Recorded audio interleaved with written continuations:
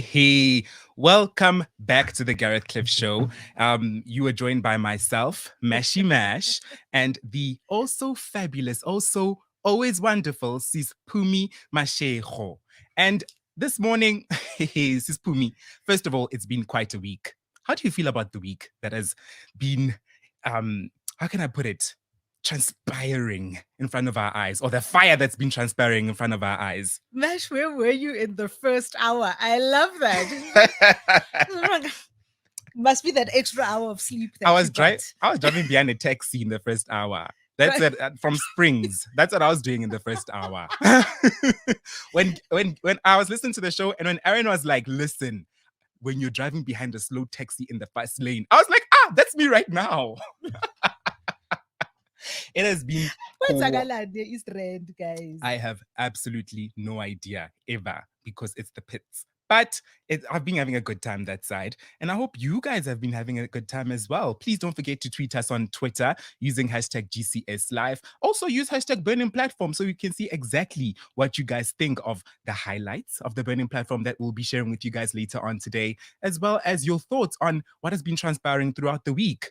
So you got it together? We've got a highlights package. Best of. I believe so. I do believe so, Sis Phumi, and I'm so excited to see it. I haven't seen it at all, by the way. You haven't seen it? I haven't seen it. So we literally have 12 minutes is what I've been told. We have 12 minutes, and I'm desperate to hear your thoughts about what we saw.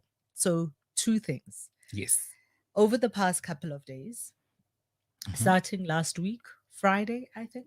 Yes. And ending on Tuesday was the ANC Elective and Policy Conference. Believe it or not, guys, the conference was actually to elect officials as well as to debate. We were talking earlier about policies and what people stand for, as well as to debate and create resolutions of ANC policy, which presumably would become what the ruling party campaigns on, the platform that they campaign on, and also the kind of laws or that they will push in the next dispensation, right? So in the next term of government, this is what they were supposed to be doing.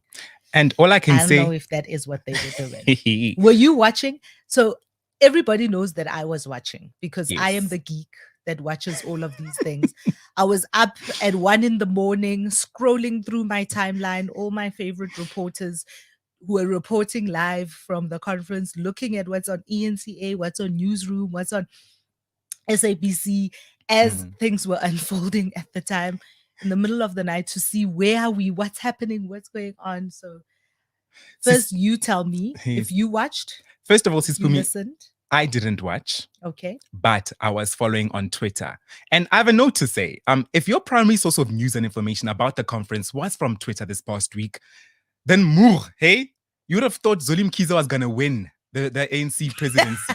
You would have thought so. These people, honestly, if real life was according to Twitter, EFF would be the ruling party. These people on Twitter, yep, but the way they vote is always left. But they're always saying right on Twitter. I don't know if they're trying to mislead us, or if the people on Twitter aren't the actual people voting. They're part of that 24 million that you mentioned earlier. The people who are not voting, they're voting on Twitter and not in real life. But it was so eventful.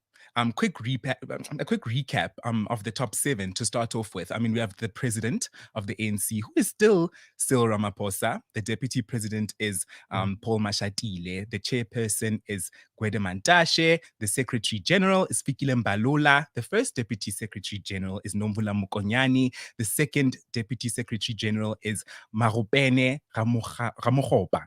And treasurer general... Marupini Ramaphosa. Oh, okay. I'm going to say it right going forward. And then the treasurer general is Gwen Ramokgopa. And it was quite interesting. It was very interesting. But I was shocked about Nomvulo Mkonyana. Hey? Mama Action. Why were you shocked? Because our favorite Bosasa beneficiary, this woman, honestly, after the whole scandal with the Bosasa, I... first of all, didn't quite trust her. And secondly, her skeletons have always been out there. she's one person whose skeletons have always been out there. I always say that this woman is 2 LV bags away from finding herself in a butternut orange suit behind bars. And I was very confused as to why was she in the running? Okay, so but all of those people in that top seven, and then yesterday the rest of the list came out Yes. because the ANC NEC is actually made up of 80 odd people. Mm. And so there were lots and lots and lots and lots of Oh. other people who also made it into the list. Mm. That came out yesterday. Yes. All of those top people, if you look at all of them and just, you don't even have to scratch the surface. There is one scandal or another. Mm. I mean, I saw Mduduzi The Manana whiff made of a it. smell of a Mm. scandal with each and every one of those top 7 people. Because another person who actually absolutely shocked me was Mduduzi Manana, because this guy, there was articles earlier on during the week saying that no, he's disqualified from even being in the running to be in the NEC. And the next thing I know, I see on Twitter, I'm reading through the list. I read through every single name. I'm like, and he's like number 2 on the list somewhere there. And I was like, hey, Bo, what's going on? He's the guy who threw a jug on somebody's head. I'm sorry, no. He's not that one. He's the one guy who, that the beat woman up a beater, woman because she called him gay. outside Cabana. Oh yeah, where I was this past weekend. And just because she called him gay, the guy who actually broke a jug over someone's head was Andile Lungisa. Lungisa from the Eastern Cape. He's the one who actually in particular caught my attention, because he's the one who broke a jug over somebody's head. And I think he was also responsible for losing millions for an R. Kelly concert that did not quite happen. Bona, there were chairs flying at that conference. So that conference it has a lot of things. But there's also, did you see who did not make it onto the list? No, who didn't make it? Pravin Gordon did not make it into the list. Mm. Tulas Nwesi did not make it onto the list. Natim Tetwa did not make it onto the list. These individuals I name particularly because they are cabinet ministers. Nkosazana Dlamini Zuma, yes, I think also didn't make it onto the list. But Bathabile Dlamini made it. Bathabile Dlamini did make it onto the list. Malusi Kigaba made it. Malusi Kigaba made it onto the list. Beki Kale made it. Beki Kale did not make it onto the list. Oh, he didn't make it. I think he is also one of the individuals who did not make it onto the list. Sure. So, Mash, I remember you telling me how old you are last week. Yes. And I was particularly interested and excited to hear your view of all that has transpired. So are you optimistic? Are you sad? Are you excited? What does this mean to you? I'm not going to lie. Conflicted. I'm very conflicted at the moment. Main reason being that, so this is how I look at it, né? How I look at politics, how I look at the government as a whole. I always say that no party in this country is going to liberate us as long as officials are getting perks in their positions. So no matter who, for me, is in power, it doesn't matter who's in power, as long as they are disconnected from the people, as long as they are not in tune with what is actually happening on the ground within the country, they will never be able to resonate with us. They will never be able to actually solve any of our problems. And that is something that I've been trying to emphasize to everyone that I know. And as long as government officials... What does that mean? So what does that mean for you? What does it mean for you? What does it look like when they resonate, when they see, when they understand? So for me, it's, first of all, as long as government officials are still not getting the likes of load shedding, it's very low level stuff, Sis Phumi. As long as they're not getting load shedding, as long as they're not experiencing traffic like the rest of us because they have body blue light brigades to convoy them everywhere, as long as they're not experiencing water shading, that's not a thing, apparently, and as long as they're not paying their own electricity bills, it's bare minimum things, they will never resonate with us because they do not know the life or the struggles that an ordinary South African, no matter what age, is going through. on a daily basis.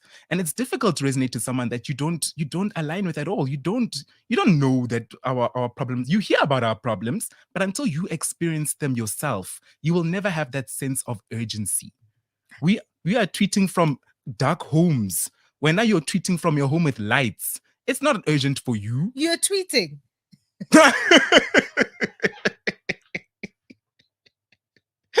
Mash, nifunani. Nifunani, you are tweeting. That is exactly the problem. That is the problem. I have to agree there. But I also think that well, first of all, I am glad that I didn't hear too much mention of apartheid. Yes, I do agree that apartheid was an atrocity, but unfortunately, we have certain elements in all races dying to keep it alive, and the ANC has no consideration of the youth. They just want to get on. Hey, the youth just want to get on. They just want to live freely without encumbrances from the past in a fair, just, and equal life in this country, in this democracy. So over the weekend, as you were on Twitter watching what's happening, Yes.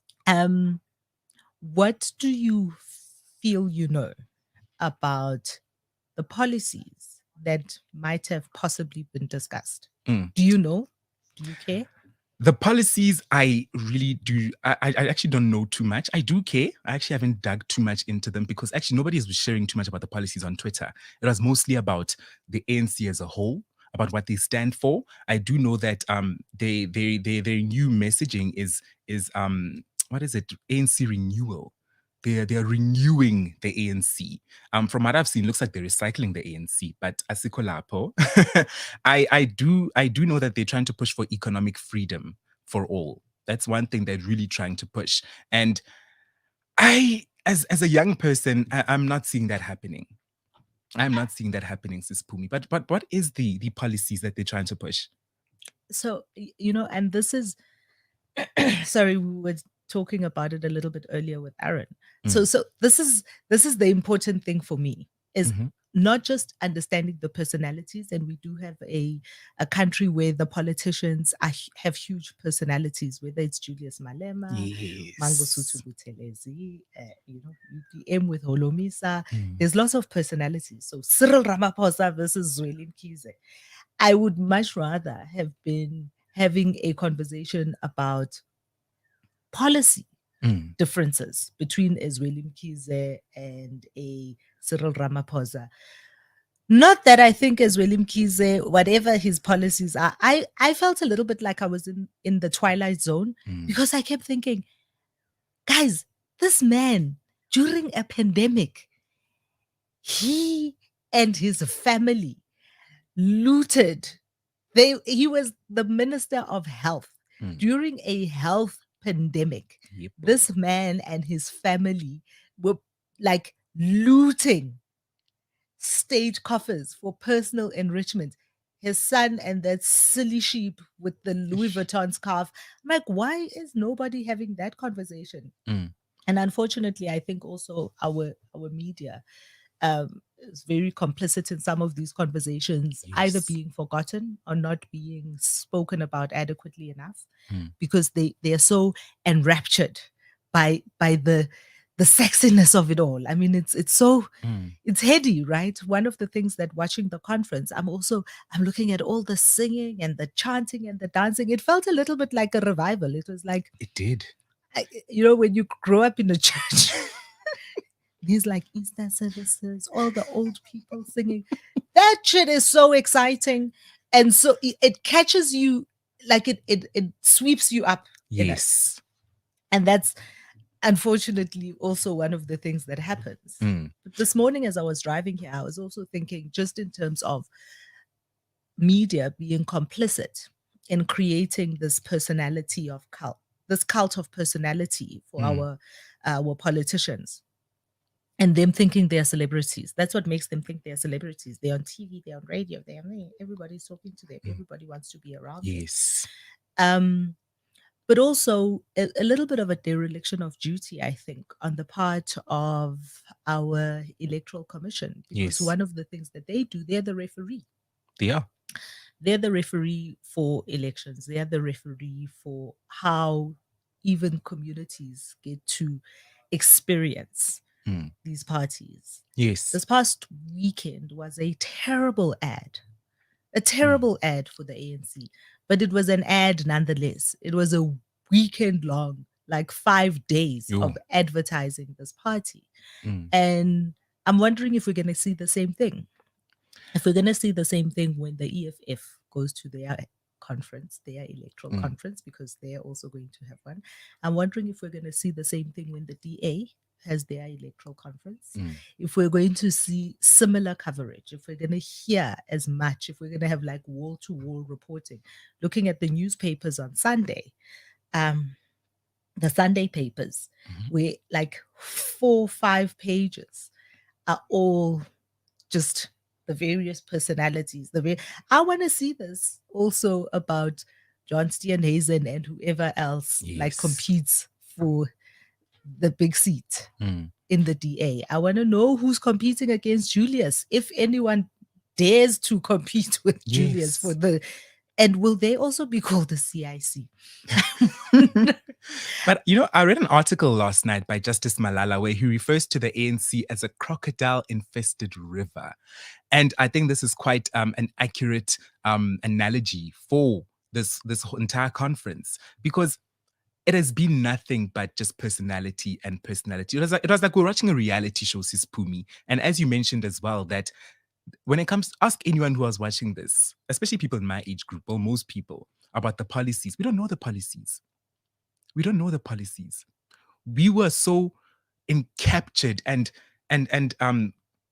thrown into this whirlwind of the festivity and the drama of it all, that they actually, it was like smoke and mirrors, Sis Phumi. It was smoke and mirrors. Oh, wow. And we were completely distracted from the fact that Bona, their policy, what's happening there. And I saw another article where Julius Malema did say as well, he's been announcing that one. Oh, anyone who will interview him, just put a mic in front of his face and he'll jump on it.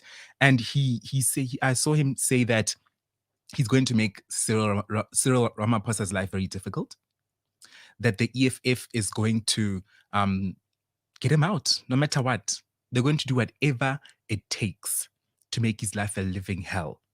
Mm. And as a young person, I don't even know their policy. All I know is that they want land. That's all I know. And when he says things like this, that's what we focus on. That's what all our attention is on. Smoke and mirrors. We're always distracted. So distracted by the stuff that doesn't matter, that the stuff that actually does matter gets lost in the ether. So, What matters to you? You, Mash. mm, So you're not like holding up a microphone for all the young people. yes. Just you, Mash. What matters to you? What do you want to hear as policy in any Mm. party that would sway you to vote for them? Well, I want any party that I were to support going forward to resonate with me, and in a manner that I think they should be empowering the economy. I think that they should be creating more jobs. I think they should be creating more opportunities. And more than that, I think they should be putting in the effort to empower young people, to actually not only say that we're going to empower, but actually elaborate to us, explain to us. Because another thing is that young people aren't really into this stuff. And if we are, we're not really engaged in it to a point where we actually know their policies. And I think they have to educate us on these things as well. So, any party I'm going to support has to be transparent, not only give us a reality show. I watch lots of reality shows. I have a Bravo subscription. I need Do them. not distract me, because now I want to know what reality shows you are. Don't distract me with that. I need them to actually go into detail about as to how how they're going to change our lives, instead of this low level nonsense that they're spewing out at events, giving us t-shirts where we're running around jumping on trucks for a damn t-shirt. I need them to elaborate, and not don't be afraid to go into detail. Don't be afraid to use words that you don't think we might understand. We have cell phones, we can Google them. That's what I want from a party that I'm going to support come the next election. So And what does empower you look like? So I'm looking here, Congo Christmas. Congo Chris changed his name to Congo Christmas.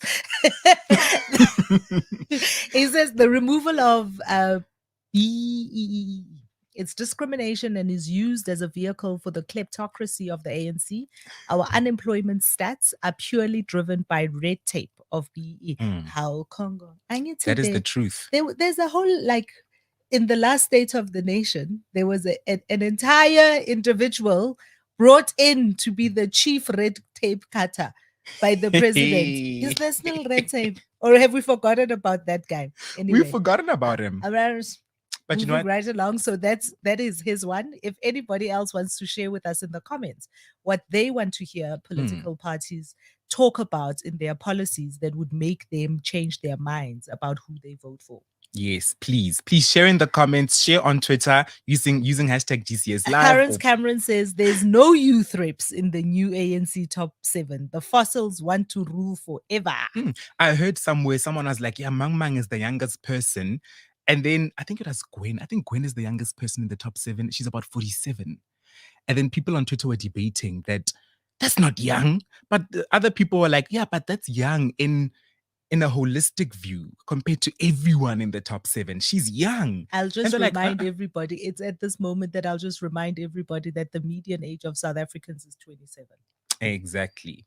Bolo naso. Aaron. Aaron. Bolo naso. Aaron. You're like, this is what the majority of South Africans are like driving crazy on the 27-year-olds. Yes. Hardly developed.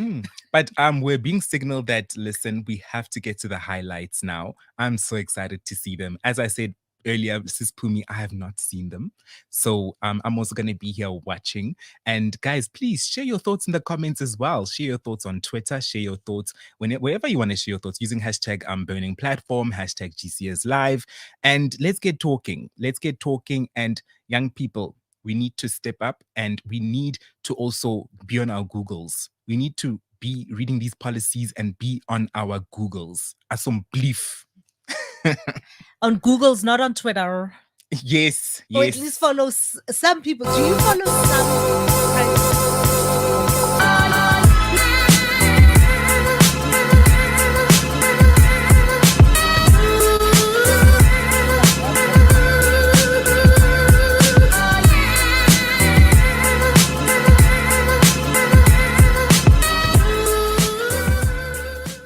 Okay, go ahead. I have one question before you say goodbye to Alan. The World Cup, and I know this is not a Gareth type of question, but the World Cup is around the corner. What do you think England's prospects are? This is important. It's an important question. Well, look, anyone who's an England supporter has known that for years it's dangerous to make predictions about England and it's dangerous to dare to dream. But, we came so close. In the last major championships, the team is still, bubbling along there. Hope springs eternal. We think it might be the time after, how many years is it? Nearly 50 years, 60 years. We're going to get there eventually and win the World Cup again and bring football home. You asked the right question.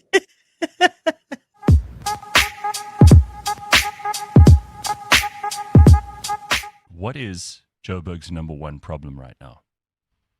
So my number one priority has always been electricity, just because it's such an enabler and it's an economic driver. Joburg is the economic hub of the country. We contribute about 15% of the country's GDP. Mm-hmm. And if we can enable business and enable economic growth, people will be in jobs and a lot of things will take care of themselves. Our housing backlog is as a result of unemployment. We've got over 400,000 people waiting for a free house. Those people got jobs tomorrow. That takes care of that problem. Mm-hmm. So a lot of our challenges have to do with our inability to support business. And if we can do that right, then a lot of things take care of themselves. Another economic driver is safety, of course. And we are investing quite heavily in safety, as you have seen. We've increased police visibility. We've increased even just the boots on the ground. And we'll keep doing that year on year because our police person to population ratios are way lower than what they're supposed to be. And Very that's bad. a concern. But we are also working more closely with the SAPs and other law enforcement agencies and looking at smart policing as well, just so that we can do more more with less. But at the end of the day, people need to be in jobs. And for that to happen, the economy needs to grow. And for the economy to grow, government needs to create an enabling environment. And it talks to providing electricity, making sure potholes are filled, traffic lights are working, there's adequate safety and security. How about this then? Someone says here, what do we do about ESCOM? And both of you can have a go at this, because this is the central issue in our economy at the moment. Everything is dependent on us being able to supply reliable electricity. Otherwise, everybody from the little caravan that makes boerewors rolls and mohodu to, the big corporate office building in Sandton that has 10,000 employees. Everyone is affected by this thing. It's what do we do then? It's so easy. Let private sector invest. Let us, broad private sector, invest, take the risk in you can invest in coal-fired plants, in my view. You could do nuclear, you can do gas, fracking. We've got tons of shale gas under the Karoo. And renewable energy, why not? Keep going. But we need baseload power. Let the private sector solve the problem. We can do it in 2 three seconds. top things that government is there for. Because if we figure that out, we can also figure out, all right, well, what can we do without them? And what should we be doing for ourselves, and making it sustainable so that kids will be given opportunities to learn in education institutions, where people will be allowed opportunities to work, to make a meaningful contribution to society. And those are the kinds of things that become the big questions. I don't think we need politicians to solve those things for us. We must figure them out ourselves in think tanks and civil institutions like Phumi and you and I are talking about. They must hand over the budget, though. I mean, that over a trillion rand Well, budget would come in handy in the hands of the people. You will have to pry it from their cold dead hands. They will never hand it over. You will have to pry it from their. It's the thing that they want. I spoke to one veteran in the ANC ecosystem, and he said he's. Sorry, we need a moment. Say that again. In the ANC ecosystem. Okay. Yeah, all right. it's quite an ecosystem that works in You look different. at the evidence at the State Capture Commission.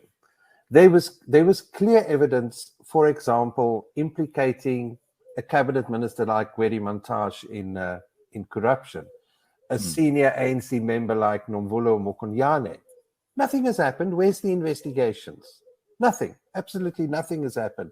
Not only is Gwedi Mantashe the king of coal in this country, he also has a sword hanging over his head. What does it tell? What does it tell other politicians, other members of other members of the cabinet, members of parliament? You can get away with it. There's no But what does consequences. it tell the policeman on the street? What does it tell the policeman on the street that they can get away with it? The ordinary South African citizen is looking at this going, well, if all of those guys are getting away with it, why the hell should I be honest? Why should I do all the right things? And why should I follow the law? Of the boy that was literally taking a poo on the sidewalk the other day when I got there, and he was smiling at me while he was pooing, waving at me, very friendly, and it's so normal. And the reason I use this as an example is that he doesn't understand, and it's not his fault. He doesn't have a toilet or anything, but that being said, the adults in the area, I think we need to somehow influence the general culture of people to have enough self-respect to at least clean up after themselves. Because, and this is something I want to use as the Mitchell's Plain, from the Mitchell's Plain community. I'm astounded that when I get there in the morning, I'm actually going there after this, I'm astounded at how many people literally, with soap and water, wash the sidewalk in front of their houses every morning. So they stand there washing it with a broom and even with hot water. It's a strange principle to me. But the point is that it feels like people are taking accountability for their self-respect, and they're taking accountability for their direct surroundings. And that definitely makes an impact. If I just went on murder statistics on their own, and with no further outside external reference, anywhere from Hanover Park to what's the other one, Lavender Hill, or anywhere on the Cape Flats, because some of those spots have murder rates in excess of 150 murders per 100,000 population. If you if you had to extrapolate from it, which is actually worse than most active war zones, with the exception of Syria. Wow. That was about 2 years ago. Extraordinary. What I am saying is that for a very long time, South Africa has been on this trajectory. So that and we do have the highest tax regime in the world, right? And for a very long time, that's why I bring the numbers of 2020. This has been the indicator. And what our government has failed to do for a good, probably since about 2011, what our government has failed to do is read the signs and respond accordingly. The very far extreme, which nobody saw coming, and analysts are always, one of my favorite quotes is how analysts get it wrong 50% of the time, and the other 50% of the time it surprises them, right? We did not see Ukraine coming, but what was all the indicators that we saw in the past 2-3 years, and now that's why I bring up the issue of Nancy Pelosi going to Taiwan, is some kind of struggle between China and America. At the worst case scenario, it being an all-out war. Our government has failed to look at all of those signs and say, how do we make the cost of living for South Africans a more workable situation? And where we are today is that they need short-term solutions for a problem that has been building for a very long time. The ANC effectively made a decision, for whatever reason, that it was not going to seek redress. And the other thing is, of course, that the TRC recommended compensation for the victims. And that money, there was Patricia DeLille speaks about this, but that money ended up, which was budgeted for, supposed to be a social development plan, going into buying arms from the very same people that the apartheid government was doing business with. I mean, and what it'll do is it'll clearly show that the ANC gave up their moral capital right at the very beginning in order to seek a compromise with the government that they had replaced. And if you start with that, it's like a relationship. If your relationship starts with cheating, guess what? It's going to end with cheating. And that's exactly what the South African public have learned by both of these two hideous and horrendous regimes, both of whom are very different, but have ugly, nasty underbellies that need examination. What if that moral compass we think they have is actually something that we imbued on them and was never really there? Now, if you suggest that it is within our body politic that we are corrupt to the teeth, you'd be incorrect. Because the few individuals that have participated in corruption has, of course, destroyed the image of the ANC. But we shouldn't make a mistake and think that those officials in government are members of the ANC. In fact, they are not members of the ANC in their majority. And these are the people that have enabled corruption between officials and politicians to have happened. Dada, can I ask this question? Can I ask this question? Only politicians will be involved in corruption. Dada, yes, you can. So if Cyril Ramaphosa spent, the number is $1 billion. Well, I wanted to come to that point that get to the only weakness of the ANC was not to regulate. No, the ANC has not accepted and acknowledged that throughout the world, lobbying and campaigning for leadership positions should, of course, be funded. And the ANC is trying to ignore the reality that, in fact, it has to accept that there will be funding, therefore regulate as to how this funding should happen when people contest for position. It happens in all political parties, by the way. And it's a new thing, of course, in the ANC since 2007. I hear your point. What is the plan? What's the end game for Operation Tutula? I love the question that you are asking, that yes, we'll keep on putting pressure on the government, but the question will be then, how do the same people who failed to deal with the issue for the past 5 years or so, if I'm not mistaken. And then what makes you believe that they'll solve it now? Will they have what it takes to deal with it now if they failed all these years? So our members on the ground, they are talking about issue that we can remain civic movement, but maybe align with political parties that who are willing to listen to South Africans and take the issues head on, or we are going to go to polls ourselves and deal with the problem. So there are various options on that one. But at the moment, as it stands, it's a civic How long were movement. you MMC for? I think for about 3 months, I would think. All right. And why didn't that last? Is it because the local government collapsed because of the coalitions not holding together? Yes, because the DA was arrogant and racist. And as a result, we left the coalition. So who would you guys be in a coalition with?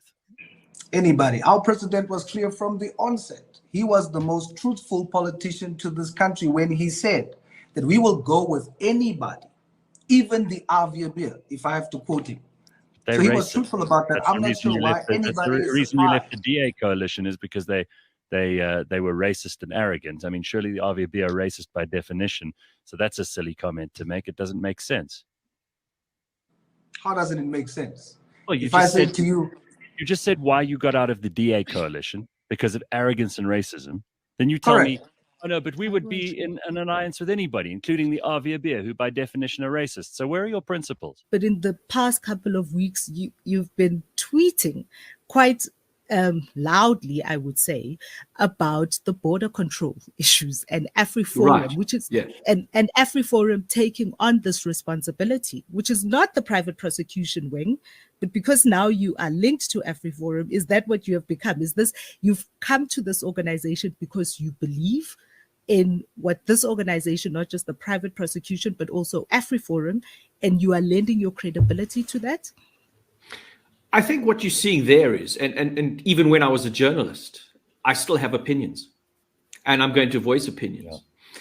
On the question of the border matter, and my comment there specifically was, and this is a fair question, I think, the Department of Home Affairs, as well as the SANDF, both claim that for private individuals to patrol a border is plainly unlawful.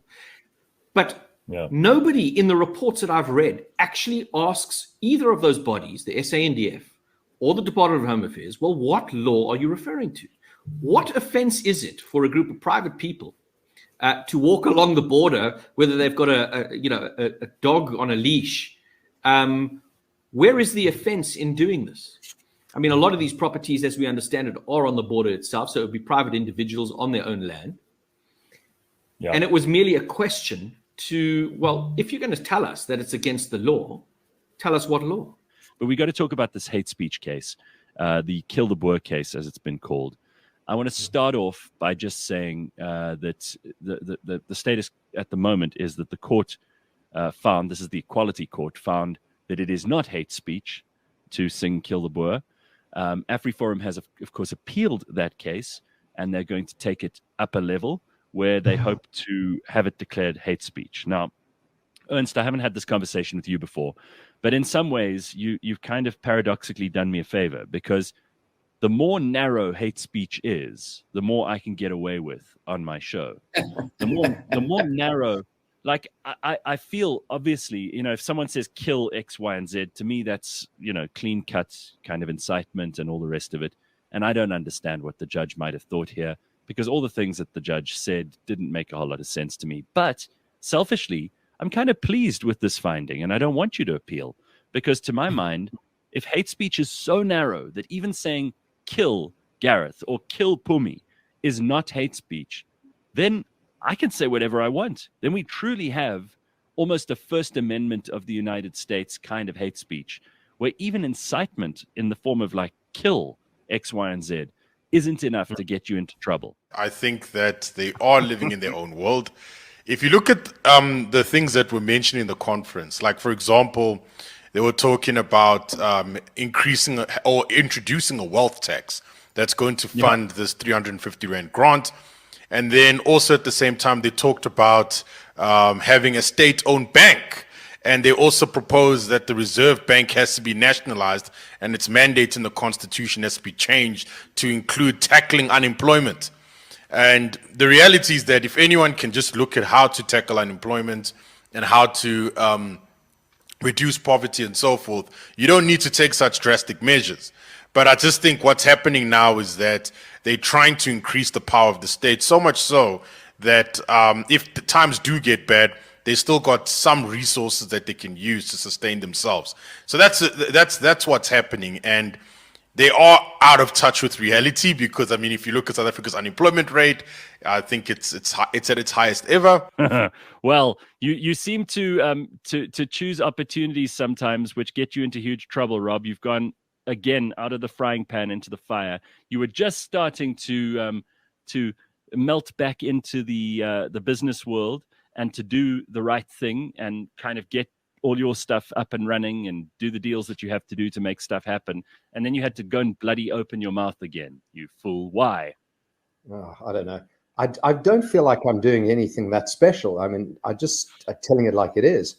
There was a movie in the 80s or 90s, which was, where this guy hung out of the window of his apartment in New York and was shouting, "Enough is enough." And I just feel like I'm that guy, but I shouldn't be the only one. I think a vast majority of the people in this country are feeling the same thing. And even though I've just said, Cyril, you're to blame, you're responsible, and he is, and the ANC cabinet, who are absolutely useless, name by name, we should go through them. I mean, they're just idiots. It shouldn't just be me, because if I didn't talk about the ANC and didn't talk about Cyril, and I said, enough is enough, we've had enough of load shedding, we've had enough of sewage being pumped into the ocean, we've had enough of potholes, we've had enough of waiting forever to get a visa that we are legitimately allowed to get, we've had enough of, and I can go on and on and on and on, enough of state-owned enterprises being bankrupted, we're enough of mafias getting in the way of efficiency in the state. If I presented it that way, you'd have 95% of the population saying, I agree. But the next step is clearly why. And the reason why is because the majority voted in the ANC government, and they've delivered us these idiots in the cabinet who have no interest in the country as a whole. I've always viewed South Africa as a country that adopted us. There was no discrimination. If I had gone to anywhere in Europe or Australia, or anywhere else, we would always be these Polish immigrants. We were kind of second-class citizens. In South Africa embraced us effectively, and my family lives here to this day. And so I always had this strong feeling that I need to give back. It's not enough just to take. You do need to give back. And, I also believe in the fact that to be successful, it's not just about hard work. There are lots of people who work really, really hard. Just people on this call are working really, really hard. So, to be successful, you truly have to have a healthy dose of luck. And, that is what happened to me. So, building up companies, healthy dose of luck, being in the right place at the right time. And consequently, I don't think it was enough to just sit back and accept what came to me and, celebrate what happened. I really do have a very strong feel of kind of moral justice and the fact that I truly want to give back. A message from somebody yesterday to please help understand how U.S. government works. Now, I could get Brooke Spector to do this for you, but I'll do a very brief overview because there are a lot of people who are confused by how this works. And in the U.S. elections, you may be confused as to what a governor is, what are the others, the senator, what a representative is. So let me help you understand. So each American state, America is a federation of states. It's the United States of America. So all of the states pretty much run themselves, and in the vision that was outlined by the founding fathers, the states themselves had the ability to run 90% of what went on inside of them. Each state has its own executive function, which is the governor. The governor is kind of a state version of the president. He leads the state. He's got a lieutenant governor who's similar to the vice president, but at state level. Then each state has two senators, and they are both at federal and state level, meant to be representing the state's interests. There was also, because when Jefferson introduced the idea of a Senate to the founding fathers, and in the Constitution and the founding documents of the United States, the original idea of the senators was that America would be an empire, and that the senators would also run the overseas dominions of that American empire. This was 1789, so the world was really just empires and vassal states. That's all there was. And America didn't see itself as a vassal state. They'd just broken off from Britain, and they wanted to be a global power. And that obviously came to fruition many years later. But you have governors at the state level, and then you have state legislatures, which is kind of like our provincial legislatures, like where the Free State, woman was in the sex tape with the Nigerian dude. With a little bit more power, a little bit more autonomy. A little bit more power. Yeah, should be plenty. Federation. Correct. The federal system means that the state should be more important than the federal government. What is fascinating for me in the 2019 elections, I was watching Guyana closely. Why? Because Guyana didn't have water in most parts of Guyana for a month before the 2019 elections. And the ANC's vote share there declined from 75%. Can you just take a guess to what? No idea. Tell us. 74%. So it dropped 1 percentage point. So I said, wow, the ANC as a political party is absolutely impressive that they have convinced people in a part of Limpopo where there hasn't been water for a month to entrust them and give them another mandate for 5 years. Guys, here's a trick question for you. Which is the best performing currency in the world right now? Someone told me this, and I can't remember now. I know the strongest currency in the world, I think, is the Kuwaiti dollar, Kuwaiti dinar. What is it? No, I'm talking about which has been the best performing currency in terms of appreciating against the US dollar. It's the Zambian kwacha. Really? Oh, I saw that. I actually saw that. It has been the Zambian kwacha. It fairly recently overtook the ruble as the best performing. Let's talk about why we're in court. We're not in court because we're fighting a political battle. We're in court because council is run based on certain laws of this country, the Constitution, the Structures Act, and the rules of council. And when those are not respected by either the speaker or any of the councillors, and decisions are made, key decisions that affect the lives of the people on the ground, then we do need to approach the courts for relief. That's what that battle is about. It was a fight for democracy. It was a fight for the rule of law. It was not a political fight. And you see, I don't have a problem with the court battles going on as well as all of this. I mean, you can walk and chew gum at the same time. And the DA has been very successful in pursuing court battles and bringing some people to book and making sure that the rule of law is respected.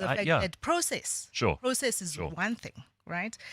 I would like you to maybe expand a little bit on this latest battle that you now have with the speaker.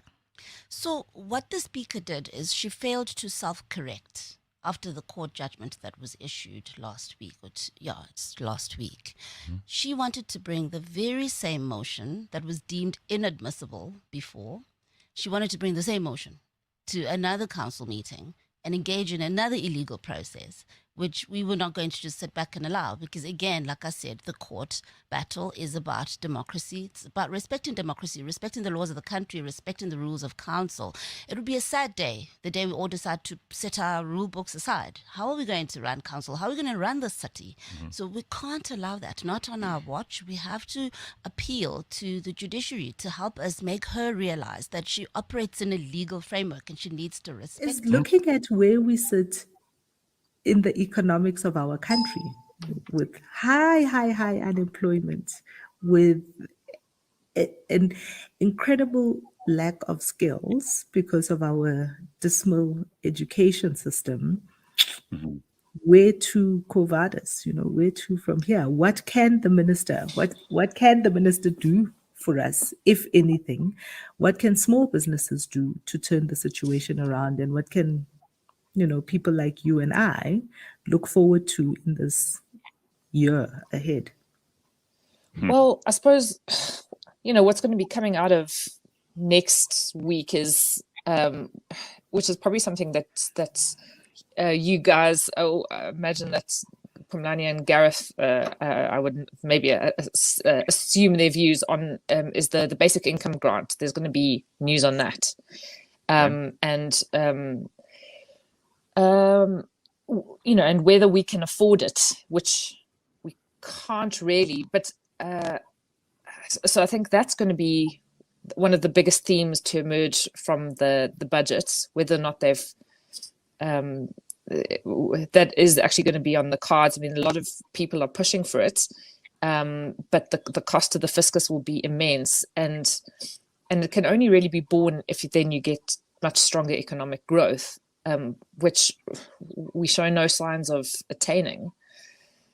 I mean, Phumi, you mentioned our incredibly low, and our incredibly low employment figures, our incredibly high unemployment, and this weird concurrent lack of skills. It's sort of a terrible toxic combination. But you really need political will to sort this out. And Cyril yesterday effectively stood by his cabinet and said he absolutely has faith in them, and the South African people have faith in them, and that's what he said. I mean, it's outrageous. We don't have faith in his cabinet. Who's he talking to? Stood by his cabinet as he builds a parallel structure within the presidency. Exactly. If you stand by your cabinet, why are you bringing in Sipho Nkosi and Mvuso Mzima?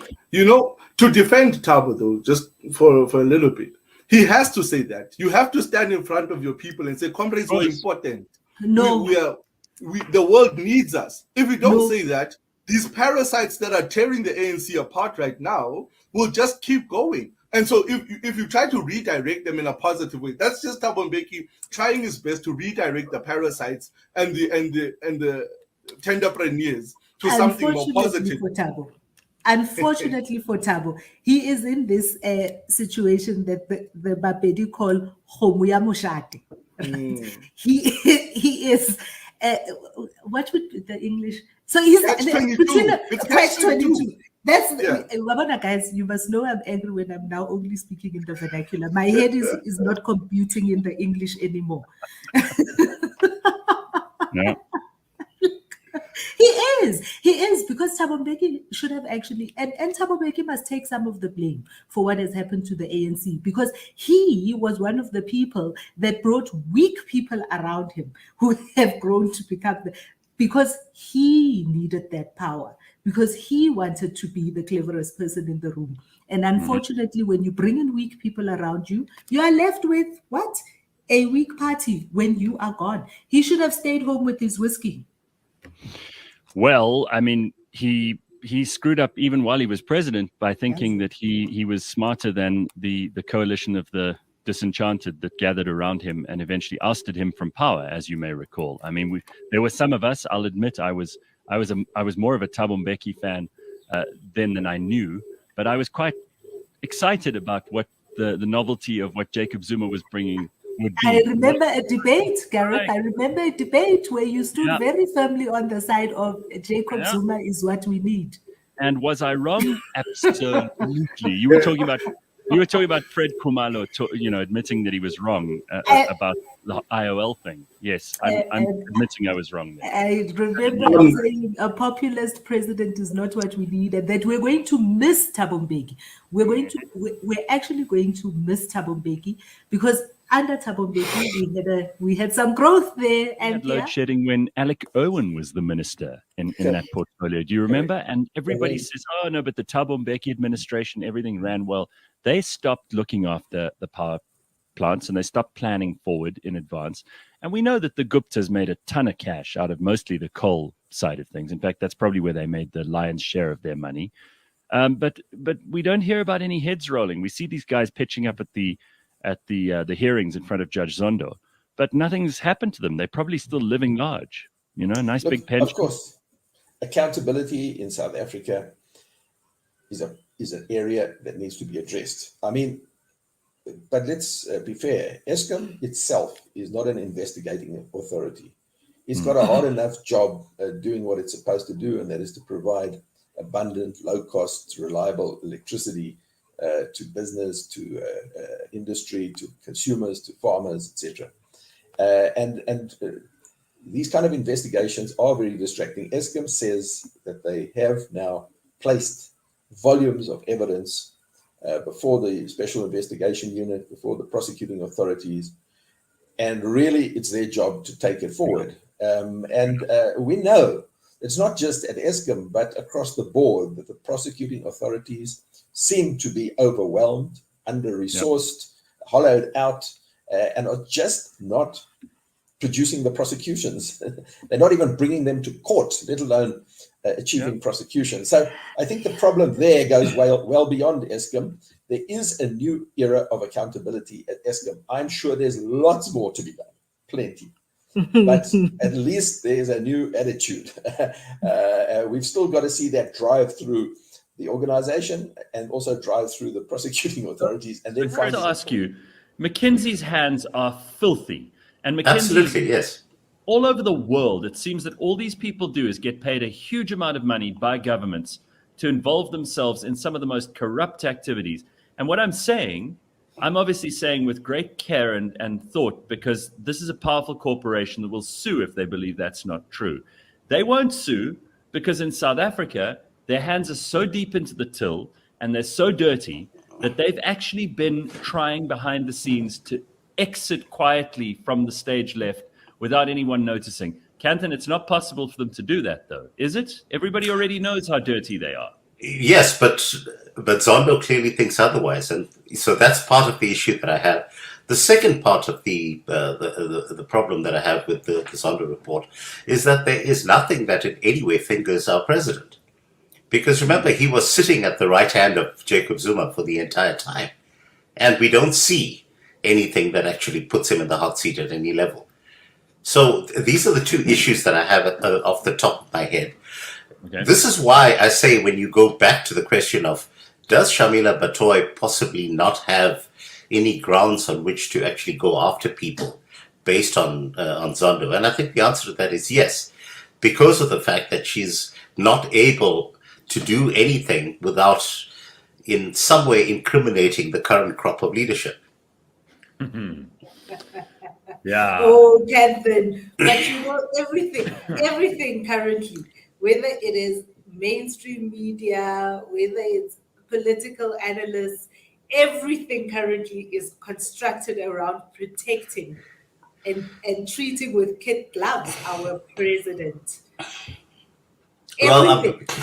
Nobody criticizes the man, right? People were shocked that when he arrived at the May Day celebrations in Rustenburg, he was booed off the stage. I was like, yeah, that's how people are feeling, and they don't care. But that was hardly made the news. I mean, it was like a two-second clip, if any, and then quickly moved on. Yeah, embarrassing, right? I mean, this shows you how far we've come. I don't think I can remember an occasion where an ANC president, at May Day in particular, it happened to Jacob Zuma. Booed off the stage? No. It happened to Jacob Zuma. Really? He wasn't booed off the stage. Jacob Zuma did not run. Jacob Zuma stood his ground and just simply got his goons to get everyone together. But, Cyril goes running off and then he apologizes. Transnet and Eskom are appealing for exemptions from the BEE criteria. Now, isn't this ironic? I mean, two government parastatals saying this BEE thing, it's not really helping us to operate properly. How long until we stop with this farce, which is really just an enrichment scheme for the very, very connected members of the ANC, that we call BEE because then it makes all the black people who have no opportunity in this country feel like they've got maybe a chance somewhere, but they don't?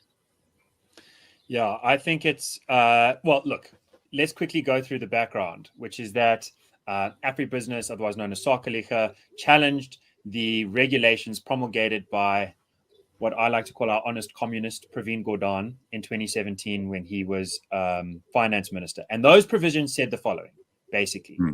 You're not even allowed to bid if you don't have enough BEE points. And the effect of that is you're not even allowed to name your price, is that the government and the public no longer has an ability to see to what extent is BEE costing more. because some bidders are not even involved in the process. The Supreme Court of Appeal struck that down as completely unconstitutional. The Constitutional Court agreed with the Supreme Court, although on a more narrow basis of reasoning. And that created the situation where all of the regulations for procurement, for hundreds and hundreds of billions of rands of government spending every year, as part of their 2.1 trillion budget, it might even be R1 trillion of spending. That the Dondo Mokajane, the Director General of Treasury, he said, now we don't know, can we use BEE or not? So you are not. So I'm giving you the advice not to buy anything. He literally said we must rather basically grind the whole government to a halt, excepting still pay salaries, but like not fix any machines, not replenish any coal or diesel, not like do any of the hard business of supplying new textbooks to schools and universities. Cancel all of that. If we are not allowed BEE, we're going to cancel all of that. We as the Institute of Race Relations said that's outrageous. The minister, Enoch Godongwana, is empowered by law to offer exemptions to any organs of state that ask for those exemptions on the basis of it being in the national interest. If the only alternatives are that you can't buy anything and grind government to a halt or buy it without BEE, it's clearly in the national interest to buy it without BEE. For young people to get into positions of real influence. And I think one of the things experience. Yes, but now we're using that said experience as a barrier for people. For instance, whether it was a Trevor Manuel or a Tito Mboweni or a Lindiwe Sisulu at 40 years old getting a position of influence, they now see a 40-year-old who has worked in corporate South Africa from the age of 25, 15 years experience, as somebody who's still got to wait to be a DDG or a DG. So you still got to wait, but you got 15 years of corporate experience. You've shown that you can do it. Now, maybe that's human nature. Maybe that's protectionism. Maybe that's internally looking at yourself to say, I've got to make, I as the person, have got to keep everyone at bay. We've got young people complaining about certain babas and mamas who work at Home Affairs who can't even send WhatsApps, and they'll tell you the system was offline when it's actually working because they don't want to work, right? And this is where we've arrived at. Maybe it's very Soviet Union-y of us right now that we want to keep people in jobs that are actually not as effective. Government has shown consistently that they are a terrible allocator of resources, yet we still purposefully kind of like, yes, look to them, but kind of go with cap in hand to them for a lot of stuff. And I agree with you, Phumi. Like, it's such a conundrum to say we need your help, but yes, it's also you're a terrible person, because technically government is the formation of who we think should be leading us as a people. And if we keep kind of like voting for the same inept people, we're going to get the same result. And it's so frustrating because I've started multiple businesses, right? Steve, Biko had a term for that. Yeah? Steve Biko had a term for that. It's called acquired self-helplessness. If you were finance minister, what would you be thinking about? Sheldon, do you want to go first? What would I be thinking about? I'd really be thinking about how to... I think we've got a massive infrastructure problem. Besides Eskom, our water infrastructure is creaking and about to go. Our roads, maybe not, well, there's the obvious, in terms of potholes, but in terms of networks and the fragility of the infrastructure, getting goods up from our ports to the rest of the country, and having goods move around, especially because our rail system, that's another infrastructure problem. So I would get I would look at how do we get infrastructure going, because without infrastructure, you can't do anything without water, electricity, being able to move your goods. All of that is moot. This is just an observation, but you started on the expenditure part rather than the income part. I mean, what do you guys think of this Doretta situation? I mean, Pumi's given her perspective to some degree, but I know she's saved most of it for the Burning Platform. And Kanthan, we haven't heard from you. What do you think of what's going on there? Look, I actually feel for the guy in a way. Really? The reason why I feel for him is that he was never going to be able to turn the thing around. And I know I feel a bit like I'm flogging a bit of a dead horse over here, but remember that we've got the scenario where Doreta is forced to sell a product at a price that is lower than what it costs him to produce it. Correct. So he's got to actually turn Eskom around while selling electricity at a loss. And how the hell do you do that? It's impossible. Now, the reason why he can't actually push up the prices to what they're supposed to be is because of the fact that the price setting is not done by Eskom, it's done by NERSA. And so, well, we're never going to be able to, guys, we'll never be able to get this thing fixed. Think of this. What do you, is it even significant? Because really, I don't know how much of a voice, I hear what Phumi's saying about how their origins contribute to the story, but really, I think the point that she makes at the end there about how Batabile Dlamini and what's happened over the last 5 to 7 to 10 years, you could probably say, has just been a series of embarrassments and really has let down anybody who did consider the Women's League to be a place of some, some importance, some influence, a place where a certain constituency was given not only credit and a voice, but were also hugely influential. I mean, there was a time when the ANC Women's League was one of the organs that had a big say in who was elected. I don't know if that's true anymore. What do you say? Yeah, I think this is another sign of the ANC crumbling very slowly. The reason why I think that is the case is that there's a lot of things that are happening within the party. And again, as Phumi said, they have a step-aside rule, and then Batabile Dlamini, gets found guilty on certain things, and she doesn't step aside, and then they quash the Women's League. I just think that now they're really trying to salvage whatever they can, and it's just not looking good. Because I think even the Youth League also is in a similar status, if I'm not mistaken. So this is not looking good for them in the long run at all. And also, I think with the Women's League, from just the impact perspective, I really haven't seen them do much. That's not to say that they haven't, but I haven't really seen them being impactful in any way whatsoever. And also, I just think it's one of those things, like the gravy train as well. I mean, ANC had a lot of financial problems, and they just probably, it'll just make better financial sense to just disband the Women's League as well. Just like, hey, man, we don't have money, let's just disband the stuff. We can always bring it back later on. And so, Athol, I mean, would you do it all again? Because I know how much suffering and deprivation this has brought for you and continues to. Would you do it all again? Or would you say to whistleblowers, guys, I got to be honest with you, in my lowest moments, it wasn't worth it. My life was better before I did this?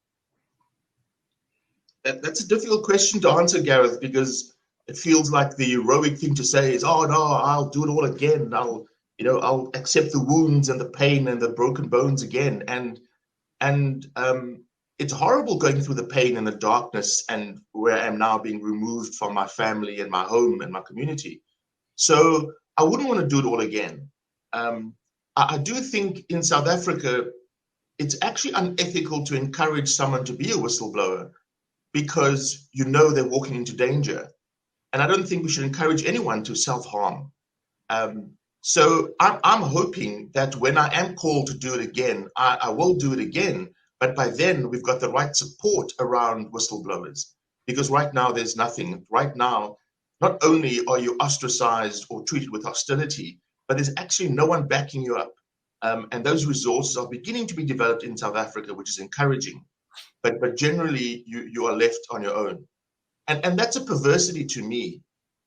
It's a bit what Vukani is saying. For me, I take this idea of being a citizen very seriously. I say I enjoy great benefits of being a citizen, but there are also responsibilities of being a citizen. And part of that is for me to do what I can do to fulfill the promise of what our democracy is. And so that's what drives me. What astounds me, absolutely astounds me, is that not many others share that view. And so, I thought I was walking into battle, and to my left and to my right and behind me would be, brothers and sisters saying, "We're with you, Athol." And still today, very few are willing to do that.